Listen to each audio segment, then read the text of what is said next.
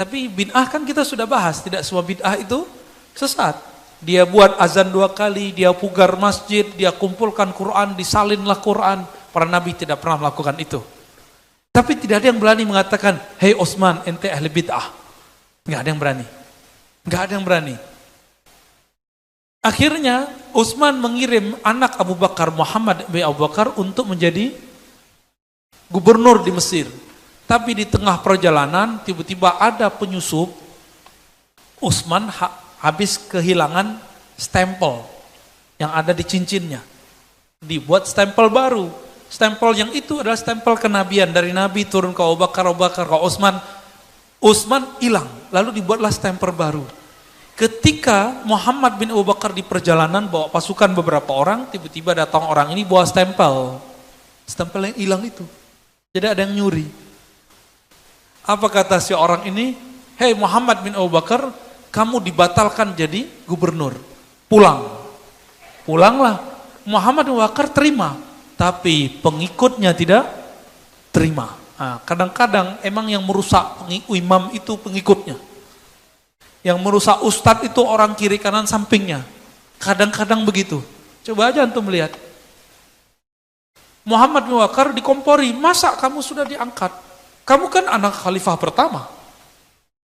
Terus tiba-tiba diberhentikan. Ini Utsman gak bener ya. Akhirnya pasukan itu bawa kawan-kawannya ke Madinah. Rumah Utsman dikepung 40 hari 40 malam.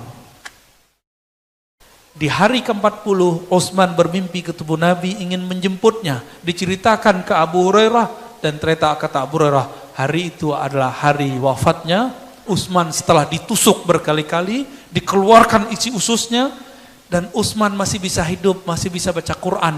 Qurannya masih ada bercak darahnya. Itu Quran cuma disalin dulu 6 eksemplar, 6 buah. Sekarang Quran kita udah di mana-mana ya, bahkan ada di Android. Bapak saudara Allah, maka perpindahan Utsman ke Ali mirip dengan Umar ke Utsman, mati dulu. Tapi matinya dibunuh. Umar dibunuh, Utsman dibunuh. Saya tanya, pembunuhan khalifah itu bagian dari ajaran khilafah enggak? Enggak kan? Enggak masuk. Itu enggak masuk. Jadi biar kita ganti khalifah, bunuh dulu dia, enggak masuk. Ya. Maka dulu ada Syekh Ali Abdul Razik. Itu dia enggak mau kembali ke kekhalifahan. Karena mengatakan apa? Jangankan kalian, sahabat Nabi pun berdarah-darah ketika mempertahankan kekhalifahan. Akhirnya beliau dicopot dari gelar keulamaannya. Karena nggak mau kembali kepada kekhalifahan. Ya. Akhirnya Utsman wafat, yang tersisa dari Ahlul Halli wal Aqdi siapa? Ali bin Abi Thalib. Maka Talha Zubair yang merupakan pengikut Utsman langsung baiat. Tapi sedihnya, itu Utsman dibunuh kapan? Utsman dibunuh di musim haji bulan Zulhijjah. Musim haji bulan Zulhijjah. Bolehkah bunuh orang di musim haji? Musim haji itu disebut bulan haram. Maka pembunuh Utsman laknatullah alaih. Allah laknat dia. Ya, dalam kitab-kitab ditulis laknatullah alaih ya. Saya jarang-jarang menggunakan kalimat ini ya. Seram juga kalimat laknat itu, kalau merinding juga ya. Telinga kita agak aneh rasanya dengar. Tapi begitu ulama-ulama menulis, Ibnu Katsir menulis laknatullah alaih. Akhirnya Talha Zubair mengejar kudanya supaya cepat sampai ke Mekah. Ternyata temannya Utsman dalam pemerintahan yang menjadi, kalau kita sekarang Dewan Pertimbangan Presidennya adalah Sayyidatuna Aisyah. Talha Zubair, Utsman itu satu kelompok, satu fraksi. Dia kejar, ingin melaporkan bahwa Utsman sudah wafat dan sekarang yang naik adalah Ali bin Abi Thalib.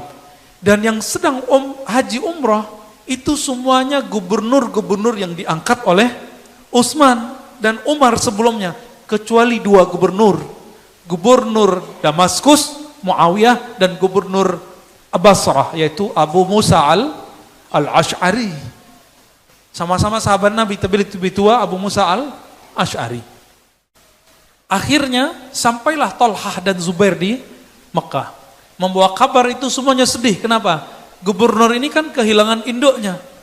Kenapa? Khalifahnya yang mengangkatnya yaitu Utsman sudah meninggal. Artinya mereka juga dicopot oleh Ali.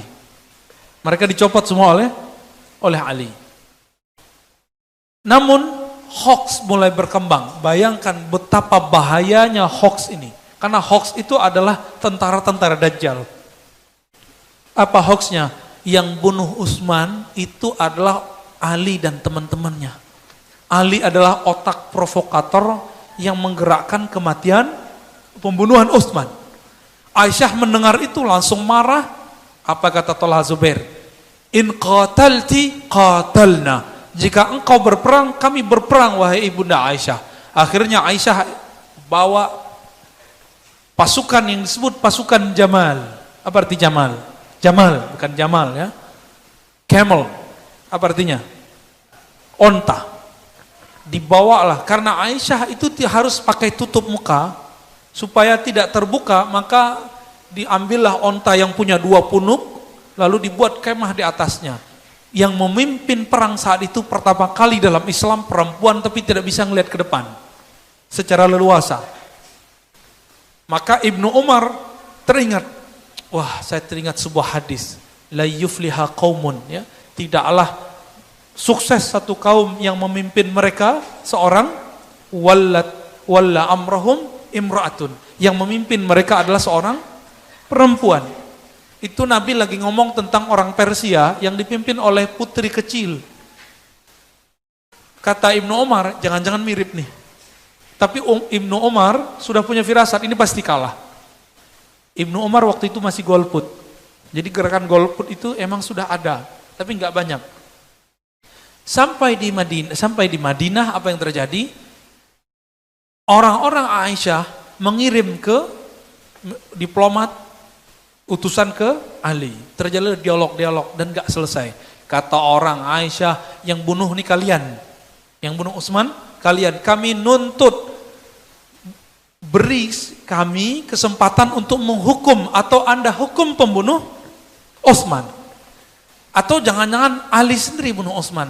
Apa kata Ali? Ali cuma jawab, lastu biqatilihi. Aku bukan yang membunuhnya. Tapi Ali tidak mendatangkan bukti. Akhirnya orang-orang Aisyah kemudian marah. Sampai jam 5 sore, sampai jam 6 sore, perdebatan belum selesai.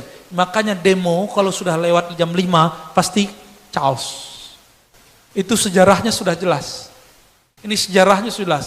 Kira-kira tahun 37 ini ya, 37 Hijriah. Kita sudah membaca ini, maka antum, siapa yang aktivis demo, tolong pulang sebelum jam 5. Kalau enggak kejadian lagi seperti zaman Aisyah dan Ali.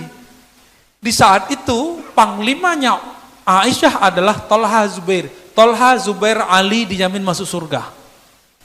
Dijamin masuk, disebut 10 orang yang dijamin masuk surga. Ali, Tolha, Zubair. Tolha nomor 5, Zubair nomor 6.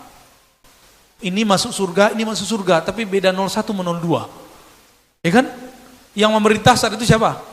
Ali, 01. 02-nya siapa? Aisyah. Ada 2 orang dijamin masuk surga di kalangan Aisyah. Siapa? Tolha dan Zubair.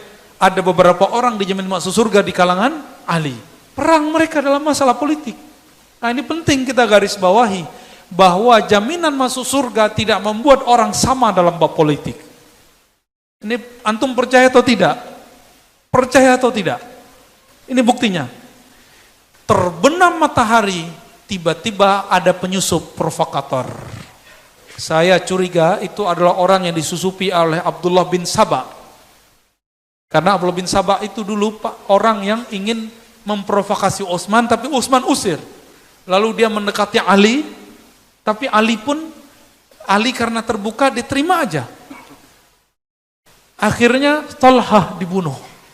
Aisyah mendengar Tolha dibunuh, gimana? Kalau kita lagi rame demo, ada yang teriak perang, satu aja yang teriak, oh itu bisa ramai itu. Bisa semuanya bunuh-bunuhan. Ini yang disebut provokator. Ada satu lempar batu, semuanya ngambil batu, udah jempal jamroh aja ya. Allahu Akbar, sono juga Allahu Akbar. Terjadilah bunuh-membunuh dan wafatlah sekitar 5.000-an orang.